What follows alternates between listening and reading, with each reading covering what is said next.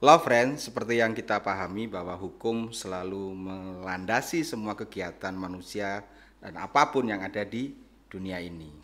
Tidak hanya berkaitan dengan peradilan, tapi segala kegiatan yang ada di muka bumi ini hukum melandasi. Dan pada kali ini kita akan membahas bagaimana hukum harus melandasi kegiatan yang itu merupakan hobi, yaitu olahraga. Salah satu tema yang kita bahas pada kali ini adalah bagaimana penerapan hukum dalam kegiatan olahraga yang bernama sepak bola. Kebetulan pada siang hari ini saya ditemani sama Coach Daim. Siang Coach. Siang. Tos dulu soalnya. Tos dulu ya ini, bola. selamat olahraga. Ya, betul ya. Nah, selamat datang di Bincang Seru Biru Fakultas Hukum Universitas Wijaya Putra. Pertama, saya mewakili semua personel daripada Biru mengucapkan ikut belasungkawa atas kejadian di Stadion Kanjuruhan Malang yang kami berharap ini yang terakhir yang ada di dunia. Karena memang ini merupakan satu tamparan keras bagi kita semua, terutama bangsa Indonesia. Saat prestasi kita sudah mulai berkembang, kita mendapatkan musibah yang sangat luar biasa. Coach, kembali kepada tema yang kita bahas kali ini. Sepak bola itu merupakan satu alat yang sangat universal, ya. Betul. Sepak bola bisa mengakrabkan, sepak bola bisa membuat apapun menjadi enak kalau itu benar-benar dilakukan sesuai dengan aturan.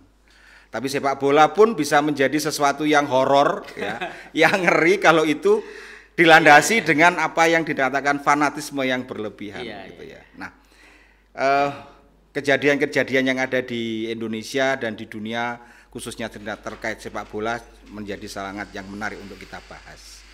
Saya teringat apa yang dikatakan oleh para ahli sepak bola, hukum sepak bola, yang mengatakan untuk mendapatkan sepak bola yang baik, kita harus memahami tentang aturan-aturan main yang ada di sepak bola itu. Salah satunya adalah pelaksanaan law of the game-nya dalam sepak bola. Coach, apa sih yang dikatakan oleh law of the game itu? Law of the game itu adalah mengenai regulasi.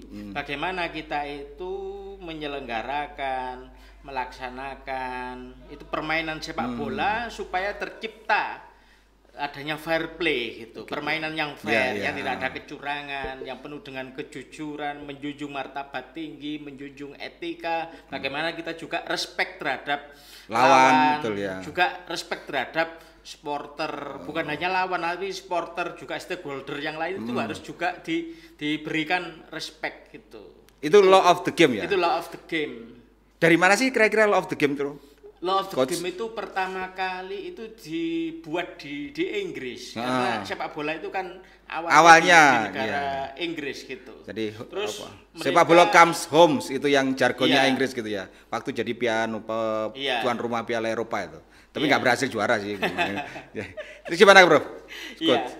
Ya memang diciptakan bagaimana supaya permainan sepak bola itu menjadi indah, enak dinikmati, dan semua juga menjadi terhibur gitu. Ya, jadi kita melihat sepak bola, baik itu secara langsung nonton sepak bola di stadion maupun di rumah televisi. Jadi kita itu enjoy gitu. Jadi sepak bola itu benar-benar menghibur. Berarti kayak panggung hiburan gitu ya, Coach. Theater of Dream. Wah, ini ada Manchester United ya, Theater of Dream ya. Bukan saya fannya Manchester ya, Prof. tapi memang dia memang fannya Manchester, jadi kenal dengan Theater of Dream. Ya, terus gimana, Coach? Ya memang sepak bola itu supaya berjalan dengan baik sesuai regulasi dan enak ditonton, bukan horor yang ditampilkan. Iya betul. Memang sepak bola itu menjadi permainan yang paling indah karena apa? Di sana itu ada kebebasan, kita main pakai apapun boleh. Tetapi law of the game itu membatasi jangan pakai tangan kecuali kiper yang pakai tangan. Pakai Selain kaki. tangan Iya, apa? kepala, Boleh pakai ya. kepala, mau cetak gol sambil Jengking merangkak, gitu, sambil sambil berangkat. Iya ya benar, saya pernah lihat Iya, itu. betul. Iya. Tapi dapat kartu kuning katanya, Bro. Karena melecehkan apa lawan gitu ya. Pakai gol pakai bokong gitu. Apa itu. Oke, coach, itu menarik, coach. Jadi memang pada akhirnya sepak bola itu ada aturannya ya Iya. untuk seluruh dunia. Nah, Iya. coach, untuk pihak-pihak yang harus mentaati dari law of the game-nya itu siapa saja sih, coach? Apakah hanya komite tempat bernaungnya sepak bola itu di satu negara atau klub sendiri atau yang bagaimana, kok? Ya, Yang itu. pertama-tama yang harus menegakkan ini adalah asosiasi. Asosiasi Kalau sepak bola. di Indonesia Oke. adalah PSSI. PSSI Oke. gitu. Terus?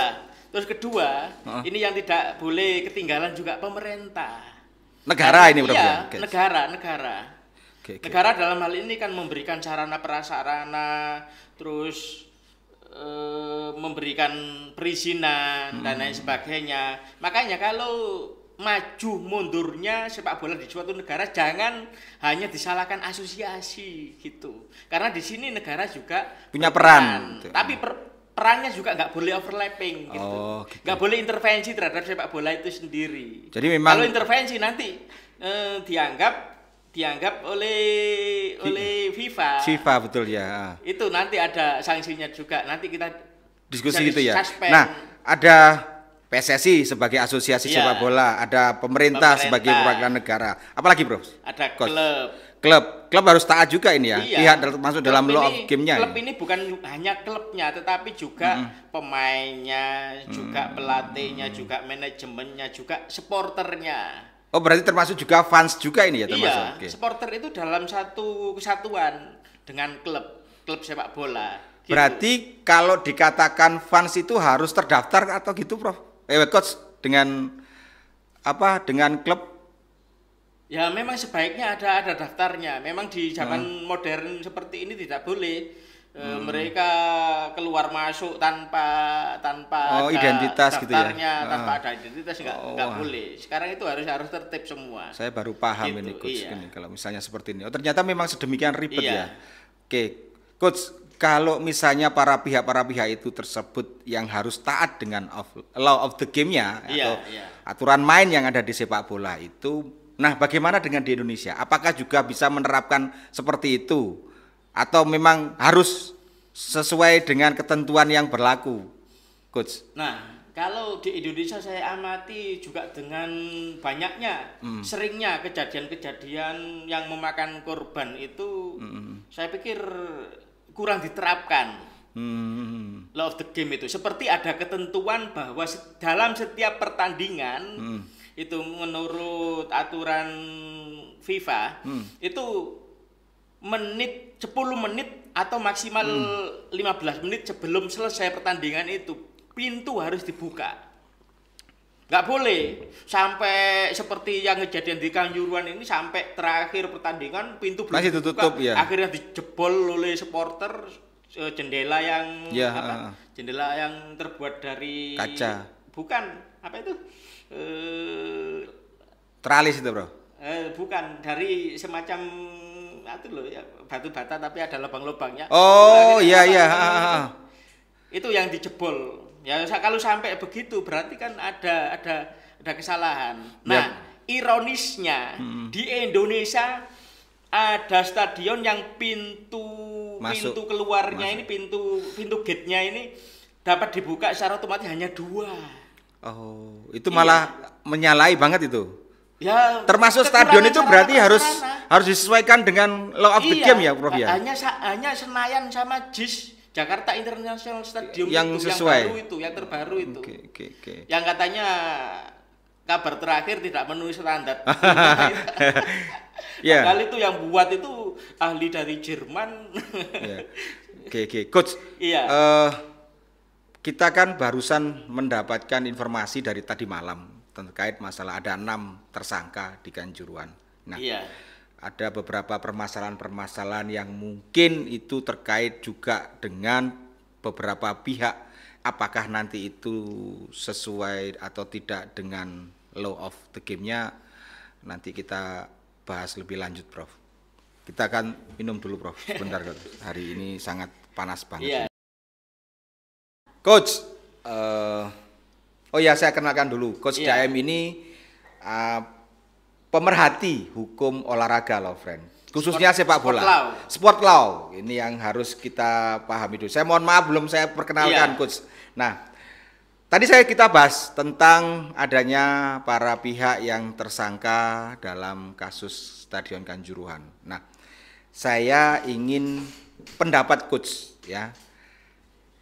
Ini apakah mungkin para pihak yang Coach tadi sampaikan, pemerintah, asosiasi, terus supporter ataupun klub ini melanggar, dan apa sanksinya yang akan diberikan kepada FIFA terhadap asosiasi, negara, klub atau supporter itu, Coach?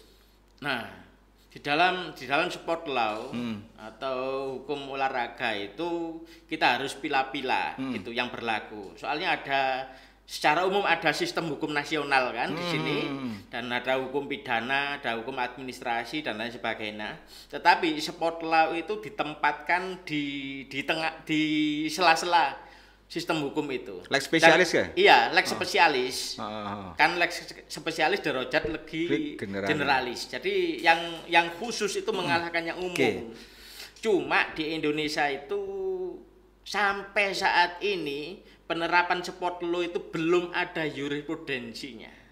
Nah, menurut Coach, kalau seperti ini, solusi yang mungkin bisa dilaksanakan gimana, Coach? Soalnya ada ahli yang menyatakan bahwa sport law itu, yang mana kalau sudah sport law diterapkan, hukum pidana tidak boleh diberlakukan. Misalnya kayak meninggalnya si Khairul Huda, penjaga gawang Persela oleh yang bertabrakan dengan lututnya pemain Brasil itu. Bener. Itu kan kalau tidak di permainan sepak bola itu kan kena ketidaksengajaan. Kelalaian yang mengakibatkan orang meninggal. Itu kan pasal 359 KUHP gitu. Iya. Ya, kalau gitu kan kena sanksi. Ada hukumannya.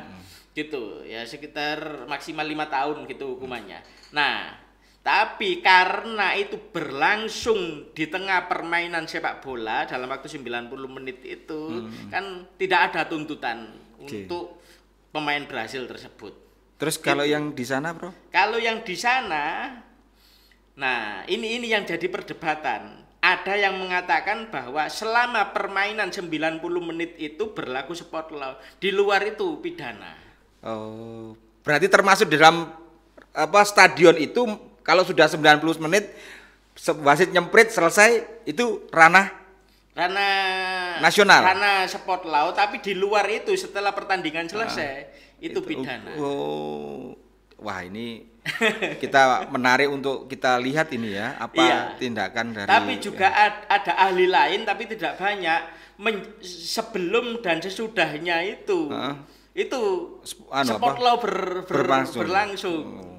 Tapi sampai saat ini belum ada jurisprudensi yang dapat dijadikan acuan untuk penetapan ini. Soalnya kan belum banyak tindak pidana yang dilakukan. Saya yang menyayangkan pernah di Jawa Tengah itu Liga 2 atau Liga 2 mungkin. Saya ingat itu pada waktu itu ada tawuran antar pemain. Oleh karena tangkapi polisi. Itu yang sama sekali tidak menghormati sport law itu. Berarti kalau dari pembahasan Coach tadi, kalau dalam 90 menit itu polisi nggak boleh ada, Bro, Coach? Loh, ya harus ada, tetapi sifatnya itu hanya mengamankan gitu, tidak boleh menangkap seperti prosedur penangkapan, prosedur penahanan. Itu nggak boleh, penyelidikan itu nggak boleh. Kita pernah ya, Coach ya, tahun berapa kita pernah intervensi negara, dianggap intervensi negara terlalu dalam sehingga asosiasi sepak bola kita itu terpecah menjadi dua. Sehingga ada timbul dulu, kalau mungkin saya salah, ada Persebaya 1927, ada Persebaya sendiri, Arema pun sudah ada 3, Arema Malang, Arema Indonesia, Arema apalagi lah saya Semen Padang juga demikian, Iya, ada iya. 2 BON di Kan dalam. ada LPI, Ada Liga LPI ya, Premier Indonesia, ada juga LSI. Nah, LSI. Nah, ini yang menjadikan Indonesia kena sanksi, Coach. Nah, saya ingin penjelasan, Coach. Sejauh mana FIFA selaku asosiasi dunia terkait dengan sepak bola itu sampai sedemikian apa ya, Coach ya? Menguasai di satu dunia. Sampai negara pun tidak boleh intervensi. Iya. Padahal itu kedaulatan negara Iya, loh, iya. Coach ya. Itu. Gimana, Coach? Ya memang FIFA ini juga asosiasi ini. Kalau FIFA kan PBB ini Sudo United Nation itu. Oh. Sudo United Nation. Jadi Persatuan Bangsa-Bangsa Bayangan. Lah, kalau asosiasi itu namanya Sudo State. Negara bayangan. Wah, jangan-jangan nanti FIFA itu jadi negara dunia akhirnya, Nah, Coach. iya, tapi dalam konteks sepak bola, Ada sepak persepak bola, bola. betul. Memang demikian. Mereka punya sistem hukum sendiri yang harus diterapkan di seluruh negara, gitu. Baik itu di pusat maupun di daerah-daerah. Nah, pokoknya setiap event sepak bola yang resmi punya izin dari PSSI, mulai dari yang ada sekarang ini, mulai dari Danone Nation Club, terus ada juga Piala Suratin. Ya, Kalau Danone itu kan 12 tahun, betul. kelompok umur. Danone, Kalau Piala Suratin itu mulai dari 17 tahun. 13 tahun, 13, 15, dan Suratin, 17. ya, 17 Piala tahun, Suratin. ya. Nah, berikutnya ada EPA. EPA itu 16 sampai 16, 18, 20.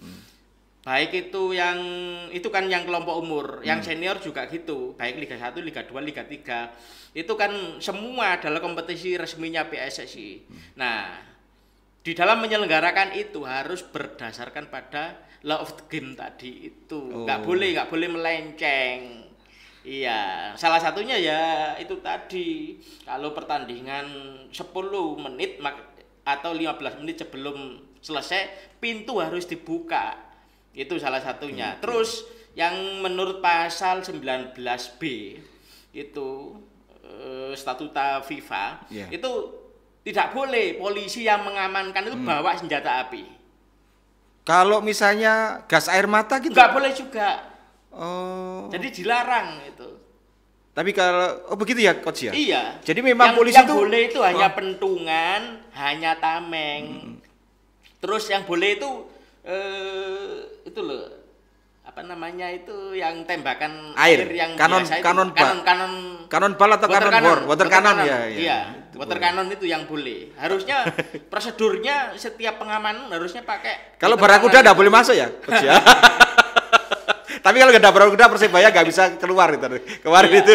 Nah, kalau kita menyikapi ya kejadian di Kanjuruhan ini, kalau dibandingkan yang di Sidoarjo yang dilakukan oleh bonek itu itu pengamanan yang paling bagus ya yang di Sidoarjo itu. Walaupun Gitu ya? mereka sampai merusak, polisi kan tidak emosional. Akhirnya juga tidak terjadi anarkisme di sana. Ya hanya dihalau, hanya diadang gitu saja dengan tameng dan pentungan itu sudah cukup. Water cannon kalau water cannon aja nggak ada di Sidoarjo. Akhirnya kan tidak ada korban sama sekali.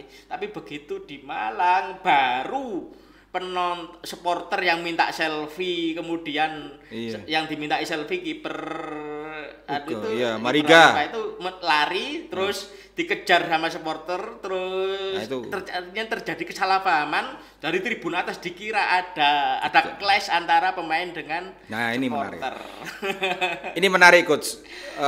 TNI, polisi itu juga manusia, pasti punya rasa emosi, rasa manusianya yang sangat kuat. Jadi kalau misalnya dilukai atau terluka pun mungkin menjadi salah satu penyebab. Coach, terakhir nih. Iya. Saya terkesan apa yang dikatakan Coach tadi. Harusnya supporter juga harus menghormati. Iya. Nah, dalam FIFA, law of the game-nya itu kira-kira ada nggak kira-kira apa sih yang harus dilakukan oleh supporter? Atau fans lah dalam stadion tersebut. Pada umumnya di aturan FIFA itu ditegaskan bahwa semua harus berperan sesuai kedudukannya gitu. Ya supporter harusnya ya memang tidak boleh turun ke lapangan gitu. Itu. Nah, terus juga supporter ini juga tindakan perilakunya supporter ini dijadikan satu dengan klub. Maka ketika terjadi pelanggaran yang didenda itu adalah klubnya. Bahkan ada putusan Komdis PSSI Pusat itu yang terbaru itu ada hanya melempar air minum, hanya melempar botol air minum kepada di ban itu langsung kena itu. Kena sanksi. Iya 25 juta itu hanya sekali ngelempar. Jadi botol air minum. Sedemikian rinci ya. Sedemikian law rinci. of the game yang diatur di. Iya. Kalau pertandingan di luar negeri itu. Iya. Itu botol air minum nggak boleh masuk itu. Oh iya sih. Kalau di sini kan biasanya. Ya kita kan pengembangan ekonomi kerakyatan. Di sini dari luar nggak boleh botol air minum, tapi di dalam ada yang jual air minum. Itu yang repot. Ya kita berharap ke depan sepak bola kita, supporter kita, para pihak yang ada dalam terkait sepak bola bisa paham tentang law of the game dari FIFA, Coach. Nah, terakhir Coach. Iya. Kira-kira harapan Coach dalam perkembangan dan pengembangan sepak bola kita itu gimana, Coach? Nah, ini kan pemerintah sudah bentuk tim-tim gabungan independen pencari fakta ya. Yeah. Saya ada satu yang tertarik itu. Ya. Ya.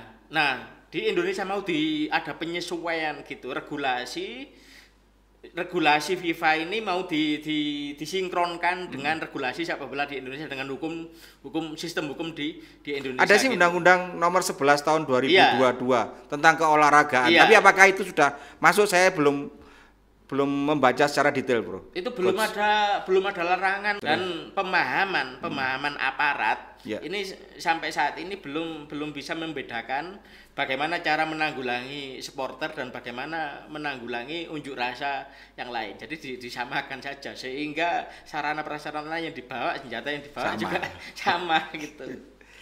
Coach, kalau misalnya kita ketemu lagi bahas tentang sepak bola memang nggak ada habisnya.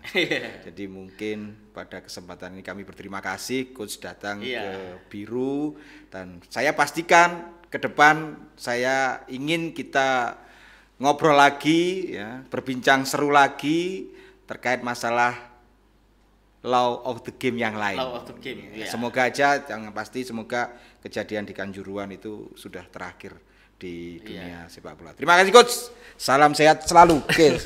Love friend, terima kasih telah menyaksikan Biru edisi yang sangat menarik di mana hukum dan olahraga harus saling menunjang.